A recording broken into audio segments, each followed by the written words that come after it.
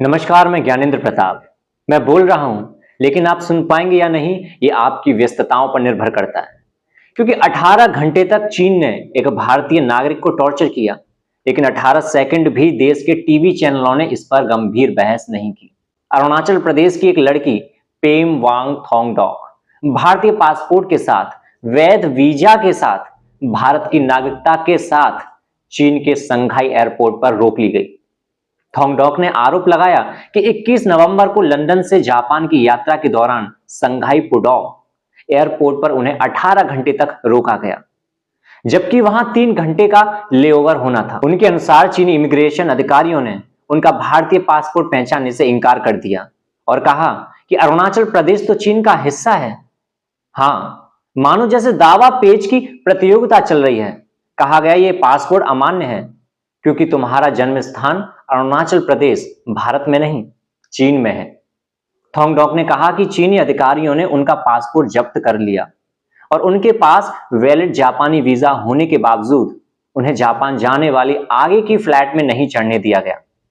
उन्होंने दावा किया कि अधिकारियों और चाइना ईस्टर्न एयरलाइंस ने उनका मजाक उड़ाया और यह भी कहा कि उन्हें चीनी पासपोर्ट के लिए अप्लाई करना चाहिए। और चीन की फॉरेन मिनिस्ट्री की स्पोक्स पर्सन माओ निंग, हाँ वही जो हर प्रेस ब्रीफिंग में भारत पर आधा घंटा खर्च कर देती हैं, इस घटना पर कहा कि China has always acted lawfully and protected rights of relevant personnel. मतलब सब कुछ कानूनन है, लेकिन कानून तय कौन करेगा इसका कोई जवाब नहीं है। इतना सब होने के बाद भारत सरकार की तरफ से क्या कहा गया कि चीन की यह कार्रवाई द्विपक्षीय संबंधों को स्थिर करने की दिशा में चल रहे प्रयासों में अनावश्यक बाधा है। यह संप्रभुता का अपमान है। इसके साथ ही भारत की तरफ से चीन से जवाब मांगा गया और साथ ही साथ यह आश्वासन मांगा कि भविष्य में अरुणाचल के यात्रियों के साथ ऐसा व्यवहार दोबारा नहीं होगा। लेकिन यहां सवाल खत्म नहीं होता है कि चीन आगे से कुछ नहीं करेगा। सवाल यह है कि चीन कब नहीं करता है। इससे पहले 9 दिसंबर 2022 में यंगसे क्लैश पूर्वी अरुणाचल तवांग क्षेत्र में चीन और भारत की सेनाओं में झड़प हुई थी। 28 अगस्त 2023 पीपल्स रिपब्लिक ऑफ चाइना ने एक नया मानक नक्शा जारी किया, जिसमें अरुणाचल प्रदेश तथा अक्साई चीन को अपने हिस्से के रूप में दिखाया गया। 14 मई 2025 चीन ने अरुणाचल सहित कई इलाकों में 27 स्थानों के नाम बदल दिए और अब अरुणाचल की बेटी थोंगडॉक के साथ 18 घंटे की हिरासत, भूख, अपमान, इतना लंबा टॉर्चर कि लोकतंत्र की विश्वगुरु वाली पिच भी पसीना पसीना हो जाए। चीनी अधिकारियों ने हंसते हुए कहा, तुम भारतीय नहीं हो, तुम चीनी हो, पासपोर्ट भी चीनी बनवा लो। आप सोच रहे होंगे ये सिर्फ एक इंसान की कहानी है, लेकिन नहीं, ये भारत की विदेश नीति पर लिखा गया एक छोटा पर बेहद कड़वा फुटनोट। कुछ महीनों पहले तक चीन हमारा सबसे बड़ा खतरा था। आज स्टूडियो की टीवी स्क्रीनों से उसका नाम गायब है। आजकल टीवी पर, अखबार में और भाषणों में बार बार हम सुनते हैं भारत विश्व गुरु बन रहा है, दुनिया भारत का नेतृत्व मान रही है। प्रधानमंत्री जहां जाते हैं लोग मोदी मोदी का जाप करने लगते हैं। इसमें कोई बुराई भी नहीं। एक देश अपने नेता को लेकर गर्व करे, इसमें क्या दिक्कत है। लेकिन विश्वगुरु हो जाने का यह जो आत्मविश्वास है, वह पड़ोसी देश चीन तक क्यों नहीं पहुंच पाता है। क्यों वहीं से अक्सर ऐसी खबरें आती हैं जो पूछती हैं विश्वगुरु की डिप्लोमेसी का असर कहां दिख रहा है। याद कीजिए 2019 में ह्यूस्टन के हाउडी मोदी कार्यक्रम में दुनिया की नजरें भारत और अमेरिका पर थीं। डोनाल्ड ट्रंप बगल में खड़े थे और नारा लगा था, अब की बार ट्रंप सरकार। लेकिन कुछ महीनों बाद प्रधानमंत्री ने चीन की तरफ रुख किया। दोनों नेताओं के बीच अनगिनत गले मिलानियां, झूले, झील किनारे, चाय चुस्कियां हुई। ऐसा लगता जैसे कूटनीति ने प्रेम की भाषा सीख ली हो। और ऐसा लगता था कि जिस चीन से भारत लड़ता रहा है, वही चीन अब भारत का स्ट्रेटेजिक पार्टनर बन जाएगा।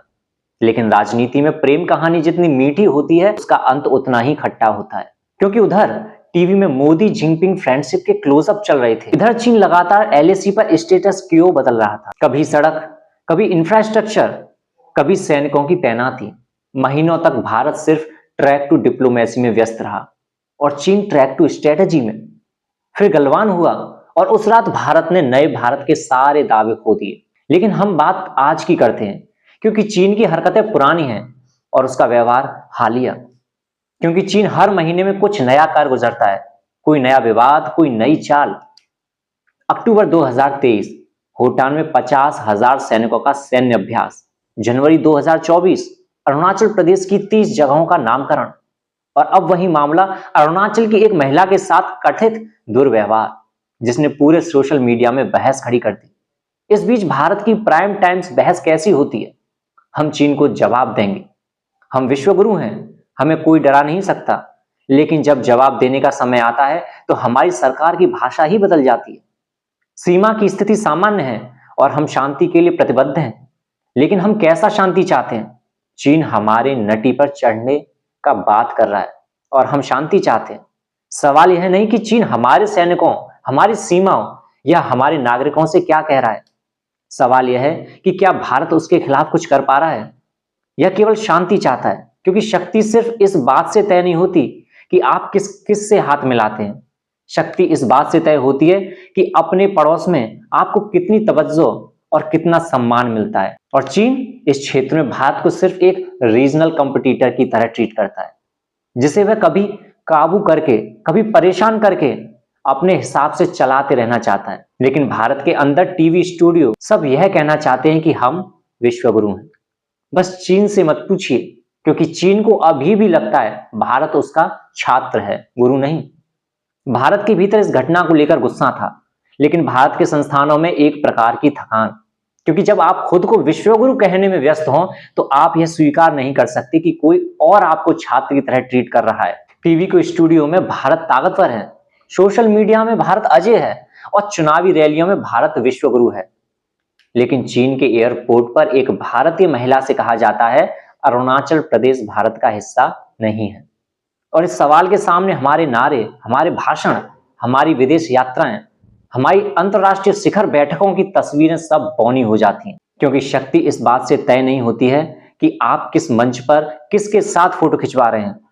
शक्ति इस बात से तय होती है कि दूसरे देश के अधिकारी आपके नागरिक को कितनी इज्जत देते हैं। और इस घटना ने बिना किसी प्रेस कॉन्फ्रेंस के, बिना किसी युद्ध के, बिना किसी गोली के दिखा दिया कि चीन भारत से नहीं डरता है।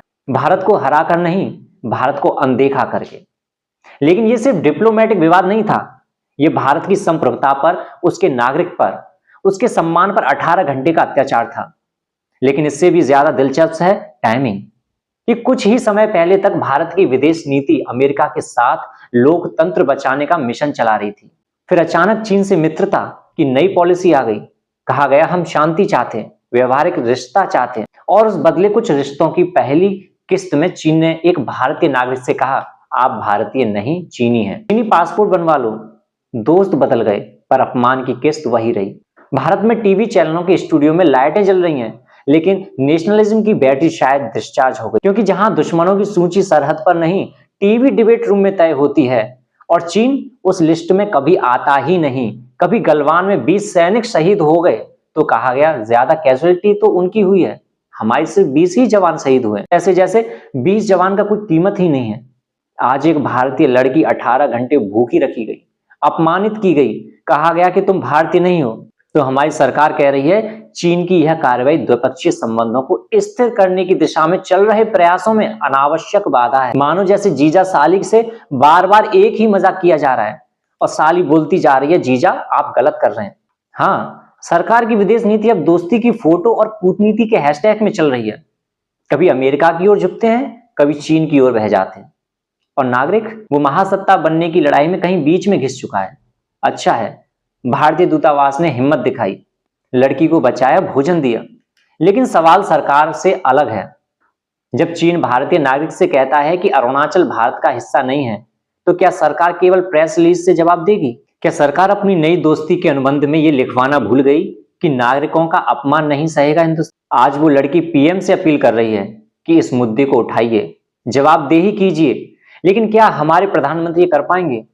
ये देश जब विश्वगुरु बनने की कगार पर है, तब एक साधारण नागरिक पूछ रहा है क्या मेरा पासपोर्ट मेरी पहचान है? क्या मेरा पासपोर्ट मेरी नागरिकता का प्रमाण है या नहीं? घटनाक्रम को लेकर आपकी क्या प्रतिक्रिया है, कमेंट करके जरूर बताएं। नमस्कार, मैं ज्ञानेंद्र प्रताप। न्यूज़ ब्लिंक को देखने के लिए धन्यवाद।